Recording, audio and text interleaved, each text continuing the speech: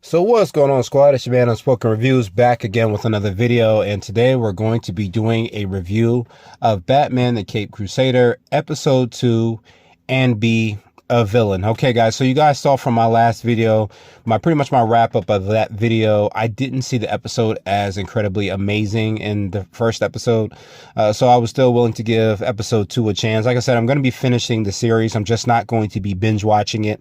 I'll be dropping videos weekly about it. I'm pretty sure plenty of YouTubers out there have gotten the full season out there in review, but I like to take my time with this kind of stuff. I have a bunch of other videos that are coming forward, so these videos aren't going to be happening as fast as I would like. But I am still going to be doing the episodes. I'm still going to be reviewing them. I'll just be dropping my other projects alongside of those. All right, guys. So this video was pretty much centered around the villain Clayface, and Batman is searching for him. So we do start the episode with a woman who is being attacked. We don't exactly have any context of who she is, what she's doing, where she's going. She's just going somewhere and she's just randomly attacked by some kind of unseen force. And it turns out this is where we get to meet Detective Renee Montoya. She's actually looking for the woman in question who's missing, and she's actually interviewing Bruce Wayne, who actually was the one who dropped her off at her home the previous night. Now, of course, Wayne, we all know, is the Batman, so he hasn't done anything, but of course Renee Montoya doesn't know that. Now, my background with Renee Montoya is not that incredible. I have seen her in a couple of different Batman, TV shows or mythos or lore. I think my last time ever actually seeing her was in the Birds of Prey film with Harley Quinn. I know it has that emancipation crap, but I just say Birds of Prey and Harley Quinn. That's what I say. But that's the last time I've seen her. But this one is a little interesting. And as she's kind of talking to Wayne, Lucius Fox ends up showing up and chooses to represent Bruce as his lawyer. Now, I don't know if this Lucius Fox is the kind of Fox we know who has access to all the tech and is helping Bruce Wayne as Batman learn all these different things. I don't even know if Lucius knows that he's Batman. I'm not exactly sure what they're doing with his character just as of yet. But he shows up to get Wayne off those charges or any kind of questioning. And even though Montoya says that he's not being charged, Fox still says, hey, look, let him go. If you have any questions, feel free to call me and we'll deal with it that way. But as Bruce is leaving, he manages to sneak a bug onto Renee's jacket and he disappears along with Lucius Fox. Bruce, even though is upset that the woman's missing, he still sees that Montoya can be an asset. Now, Renee Montoya, as far as I know, has always been a good cop, BCPD. She's always really kind of given a damn the same way that Jim Gordon has given a damn about the city. And it seems that her character still has those traits. At this point, we do meet Basil Karlo, who is actually Clayface. I know there have been different Clayfaces throughout the Batman mythos. I know there's different names for different characters. I'm not exactly sure of all of them, but I know it's not just Basil Carlos.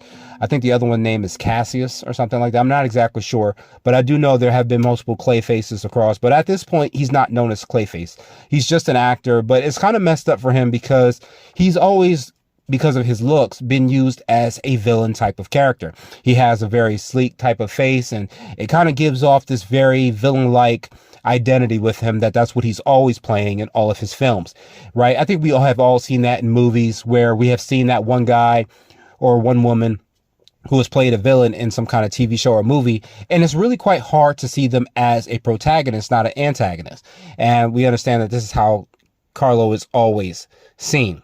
Now, of course, Karlo does give Detective Montoya a little runaround story, but because her talking to another woman, she finds out that Karlo isn't actually being straight up about his story or his timing of everything that he has set up. However, when Montoya actually goes to talk to him, he's actually seemingly murdered by a mysterious man with a bandana on his face.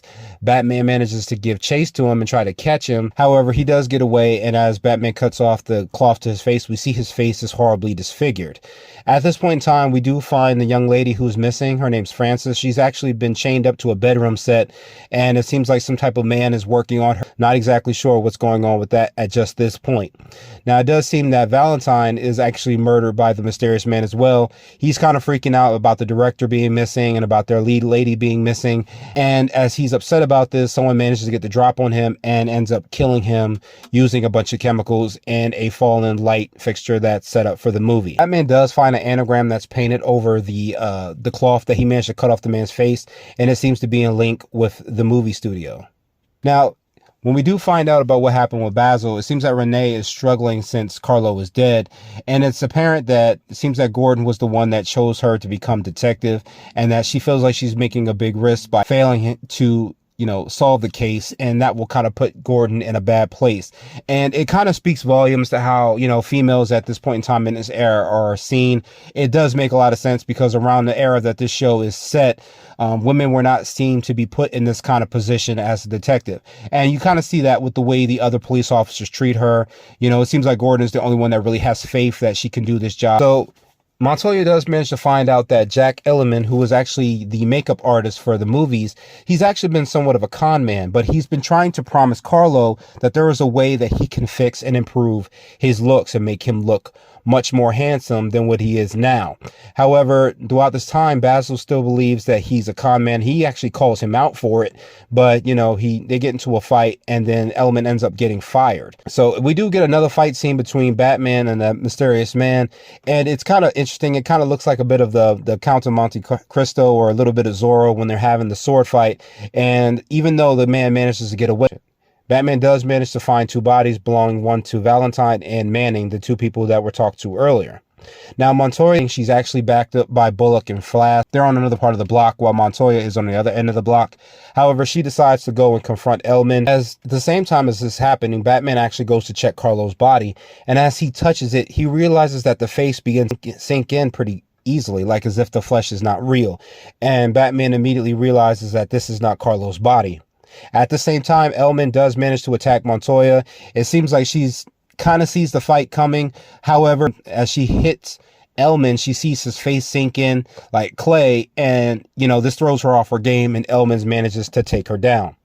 Now, it seems that Elman actually did perform the experimental procedure on Carlo, and it did help at first. He goes to try to approach Frances, which is what happens in the beginning of the episode. However, she's not interested in dating him. His face sinks in, and he ends up attacking Frances and takes her hostage. At the same time, Carlo ends up going back after Elman, and he ends up killing him with the same experimental drug that he did, and that's when he swapped bodies, which made it look like that Carlo had been killed, but that actually was Elman. At this point in time, we do see that Frances is still being held hostage on a table, has a pendulum blade, and it can swing back and forth and cut her in half. And for some reason, I was kind of thrown off at this, like exactly why in the world was, Frances antagonizing this guy, knowing that he's killed two people. She's kind of like just making fun of him regardless. And I was kind of thrown off, like, that is not a time to be making fun of somebody. Like, you're held hostage with a blade that can cut you into two pieces.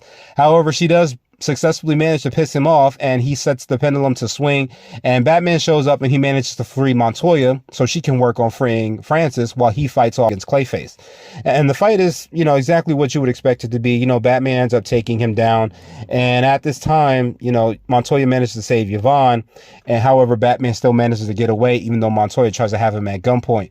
And even though that they managed to capture Carlo, the other two detectives kind of spur Montoya, saying that the Batman was the one that solved the case, when we know that that's not really the case. They both kind of did. After this, Montoya still manages to find the bug that Bruce Wayne put on her. And it seems like there's a moment where she realizes there was only one other person that was near her. However, she doesn't piece it together just yet, and she manages to use the earpiece to let Batman know that they're not finished yet. And that kind of wraps up the episode. So all in all, guys, I don't think this was another great episode. I think it was just another episode. To me, it didn't have as many stakes that really kind of put me in a place where I couldn't wait to see what would happen next. And I think this is kind of like a negative that comes with knowing Batman as much as a lot of fans do. It's really hard to create those new and exciting stories that make fans excited for watching a show about Batman. We have just seen so many things with the characters, so many arcs with the villains, so many times that the protagonists and antagonists have gone head to head. And it's kind of really hard to make fans feel excited about watching a Batman show. You guys know, nevertheless, I'm going to keep on watching regardless to see how it ends, because for some reason it has a really high critic score rating. I think it's Rotten Tomatoes put it at a 91. Forgive me if I'm wrong. I think that's what it was. But a lot of fans are saying that it's not that great. However, I'm going to keep watching it to the very end. The one thing that I will say that Batman lore still managed to get me excited is that I've always loved what they've done with the villains on these shows. It's something that is incredibly interesting. Like, I feel like every time we watch Batman's rogue gallery, it's really not so simple just to see them as, oh, they're the bad guy, oh, we don't like them. It seems like Batman's rogues gallery has always had these complex people that are not necessarily villains sometimes. They have these stories that put them in a place where you kind of understand how they get where they get to. You know, even with Carlo, how he was treated, the experimental drug that was used against him, you know, his need to just want to feel like the best actor or to get the best roles. Or when you're looking at someone like Mr. Freeze, who's just been upset that his wife is sick and he's just trying to save her life. You know, you start to really understand. Now, it's not all the villains in the Batman lore, but a good chunk of them you kind of feel for a little bit. And I think that that's something that Batman stories have always done a great job at. The same thing with Carlo. I just kind of felt the way the character, he just wanted to continue his acting. However, the character just had a hard time accepting that time is an undefeated force, you know, and he just couldn't beat that part. However, I didn't think the episode was amazing. Now, regarding Renee Montoya, I didn't understand the need to make her heavyset. Like I said, I don't remember ever seeing the character heavyset. It feels like they just keep on trying to either disfigure or move characters around a different way.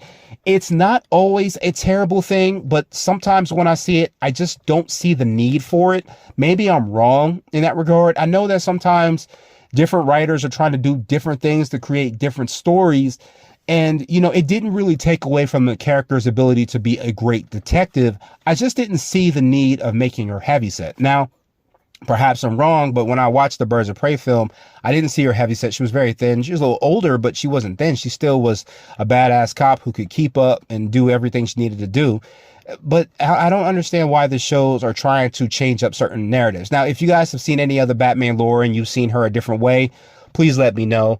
I am going to get ready for episode 3 pretty soon. And I do have my new project that's going to be dropping for you guys here as of me recording this video. So I hope you guys enjoyed the review. Like the video, subscribe, and I will catch you guys in the next one. Later.